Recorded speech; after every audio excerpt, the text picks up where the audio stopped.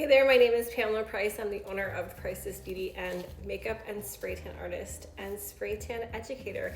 And today I want to show you a little bit more about an airbrush gun and how to clean it properly. So I'm going to show you a couple different options. One is the portable.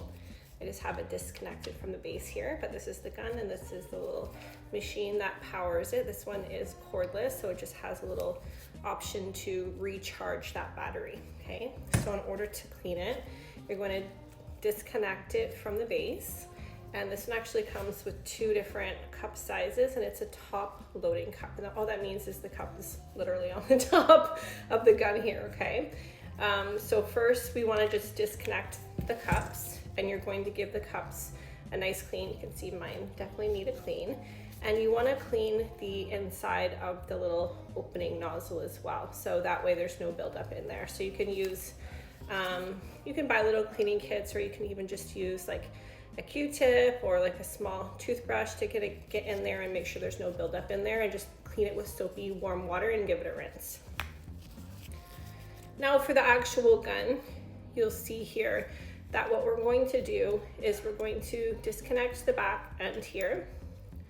And then this is the needle. So we need to loosen this piece right here in order to remove that needle.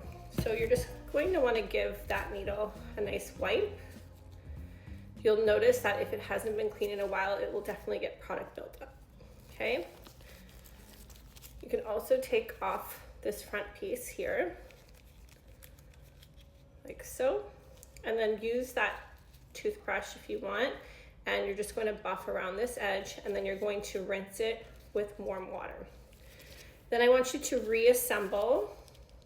Give it a wipe the whole thing down too. I want you to reassemble, so put that front piece back on. We're going to insert the needle carefully because it's a little bit delicate. Tighten that back up. Put the cap back on. Also, this one has a flow control back here as well as the control for the actual trigger. And then I want you to put some warm water into the cup here, and I want you to run this until it's empty.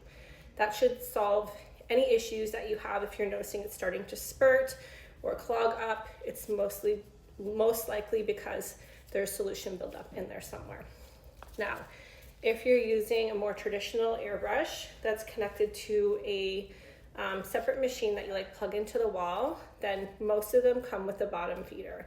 So it's a very similar concept. The only thing is you just disconnect it from the bottom, and then this one has a tiny little pinhole that you want to make sure you clean out, and also you probably want to give the straw a rinse as well. So same concept with warm water. You can use a small toothbrush just to clean all the bits and pieces there. So we're going to run water through that as well, same idea, after we clean out the gun. So the gun is basically exactly the same. The only difference is that it has a top trigger. So you do want to be careful when you are taking this apart. What happens is the needle's actually holding this trigger in place. So when you take this needle out, this trigger can get loose. So it's a little finicky to get back in there. So I recommend trying not to remove it if you don't have to, because it's just hard to get back in. So clean it as usual. Try to be careful not to remove that little trigger, and then reassemble everything back in, run it with that warm water and let it air dry.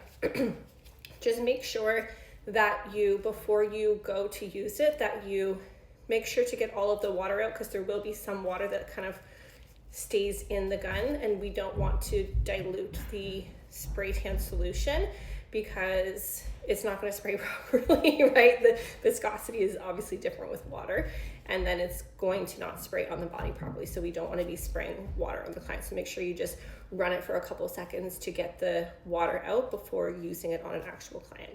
I prefer to use high bronzer with a more warm tone, so kind of reddish brown tones, and a little bit more thicker and higher DHA products with the airbrush for creating contour effects, because we want the contour to pop and we want it to be a little bit darker than the rest of the spray tan. So I typically recommend doing traditional solutions on the body and then I do a rapid or a high DHA, high bronzer solution for the contour.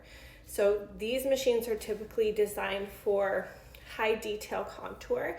So it's really good for muscle definition, looks really nice on the face, collarbone, all of those different muscle groups as well. It can be used for all body types, but it's really good for that detailed muscle definition. So if you're a spray tan artist and you're thinking about offering contouring, I highly recommend it. It's a great way to set yourself apart and to create a really elevated experience for your clients. If you're interested to learn more about contour training, feel free to hit me up, Priceless Beautygram, slide into my DMs, comment below. Also, if you're not sure where to purchase, I actually have these on my Amazon shop, and I'm happy to provide you with those links.